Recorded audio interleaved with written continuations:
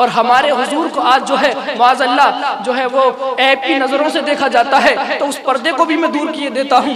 एक मर्तबा क्या हुआ कि खदीजतुल कुबरा ने हुजूर को और मुल्क शाम के सफर के लिए रवाना किया।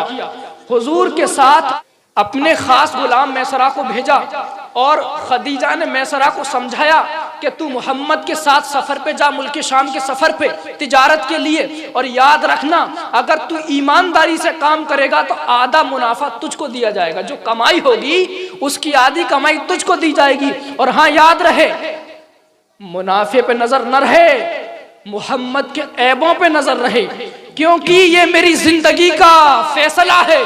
मैं जानना चाहती हूँ कि इसके अंदर ऐब क्या है। इसकी खूबियों पे नजर न रखना, इसके ऐबों पे नजर रखना और मुझे आकर के बताना उसके ऐब क्या क्या है। मैसरा जो है चल देता है और समझाया, मैसरा ये जो तेरे पास ऊंट है मेरा और मोहम्मद के पास जो है ये गुलाम का ऊंट है, जब शहर के बाहर निकल जाए तो गुलाम वाला ऊंट ले लेना और ये आका वाला ऊंट उसको दे देना, ये उस पर बैठ जाएगा। तो मोहम्मद अरबी उस ऊंट पर बैठे शहर के बाहर।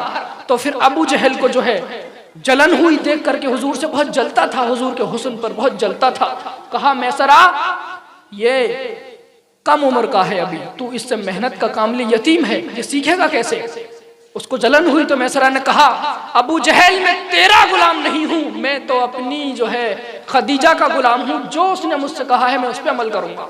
तो हुजूर एक मकाम पर पहुंचे तो वहां एक रागिब की इबादत गाह थी। तो उस रागिब के महल में जब अंदर मैसरा पहुंचा तो उस रागिब ने पहचान लिया, कहा तू मैसरा है और तू मोहम्मद अरबी के साथ आया है। कहा कि हाँ मैं मैसरा हूं और मोहम्मद अरबी के साथ आया हूं, लेकिन तुझको कैसे पता कि मैं मैसरा हूं। कहा कि यार कि एक मर्तबा मेरी मुलाकात उससे हो सकती है, क्या तू मेरी इबादत गाह के अंदर उनको ला सकता है।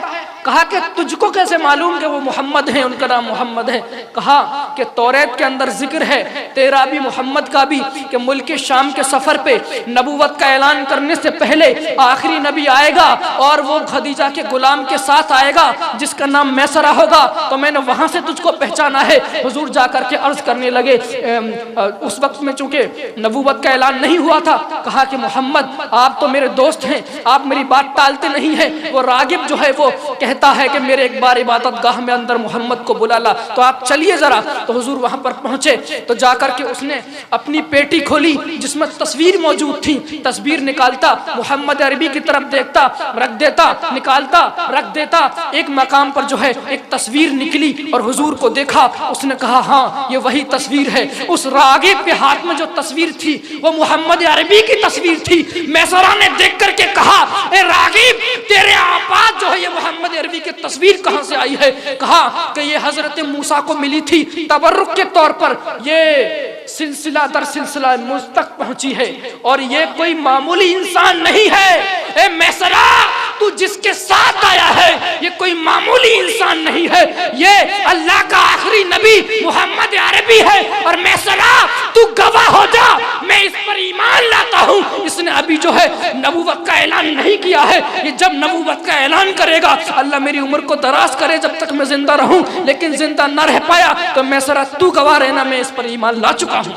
सुभान अल्लाह, सुभान अल्लाह, वाह। अल मुख्तसर अर्ज करता हूँ, तो मैसरा जब पहुंचा मुल्क शाम से वापस अपने शहर की तरफ पहुंचे तो हुजूर ने कहा, मैसरा अब चिट्ठी लिख दे खदीजा को कि हम आ रहे हैं और मुनाफा 10 पट ज्यादा मिला है, 10 गुना ज्यादा मुनाफा मिला है। तो जो है उसने चिट्ठी लिख दी और खदीजतुल कुबरा और उनकी कनीज जो है वो छत पर बैठ करके काफिले का इंतजार कर रहे थे। तो काफिले को आते हुए देखा तो अपनी कनीज से कहा, खदीजा ने काफिला आ रहा है, किसी का चेहरा पहचान में नहीं आ रहा, ये किसका चेहरा है जो रोशन हो रहा है। कहा ये किसका चेहरा है। कनीज ने पहचान लिया। कहा मलिका ये मोहम्मद अरबी का चेहरा है जो सबसे ज्यादा चमक रहा है। अल मुख्तसर अर्ज करता हूँ, तब मैसरा से हुजूर ने कहा, अब तू मुझसे पहले चला जा और जाकर के अपनी मालिका को ये पैगाम दे दे कि हमको जो है मुनाफा ज्यादा हुआ है। मैसरा दौड़ करके गया और कहा,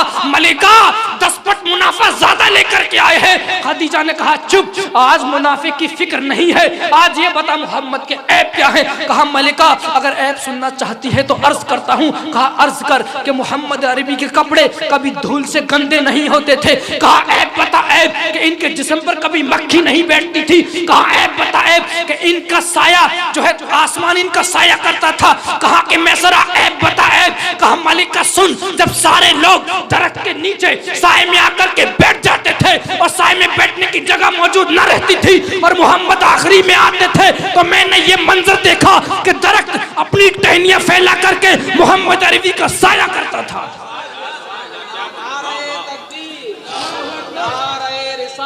या रसूल अल्लाह। कहा मैसरा ऐब बता ऐब।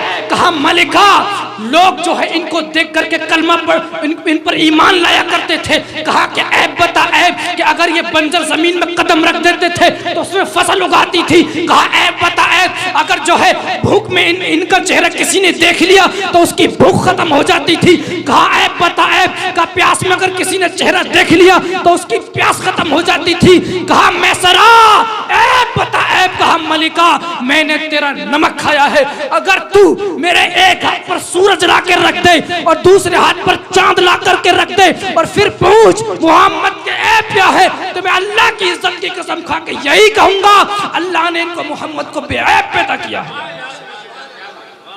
वाह सुभान अल्लाह। मैसरा जिसने आलम बेदारी में हुजूर के साथ तिजारत की थी वो मोहम्मद अरबी को बेऐब कहता है, तो गली के मौलवी ऊला जमात पढ़ के मुफ्ती लिखने वाले वो आज ऐब का फतवा लगाते हैं का इल्म गैब नहीं था, माज़अल्लाह जानवरों के बराबर का इल्म था। तुम ऊला पढ़ने के बाद में और एदादिया पढ़ने के बाद में मुफ्ती की सनद खुद से हासिल कर लेते हो। उस मैसरा से पूछो कि अभी तो नबुवत का ऐलान भी नहीं किया था, 25 साल की उम्र थी, बेऐब कह रहा है। यार तुम 1400 साल के बाद ऐब पे टोल रहे हो।